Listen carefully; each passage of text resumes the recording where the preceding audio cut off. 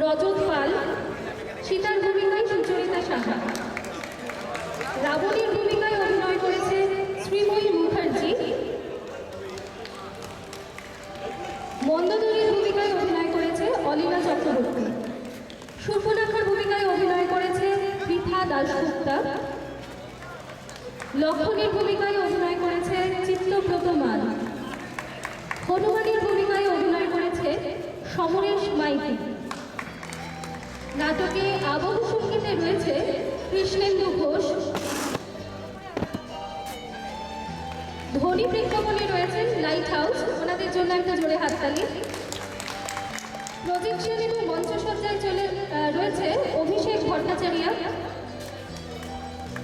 আলোক সম্পাদে রয়েছে light house. পোশাক এবং রূপসজ্জায় রয়েছে রূপসজ্জা কুটি। এবং সবশেষে আনুষঙ্গিকে আমি শ্রীমতী কমলিনী ঘোষ। এবং সবশেষে এই নাটকটির সংলাপ রচনায়, পরিকল্পনা এবং রূপায়ণে রয়েছে শ্রমশ্রী দেব।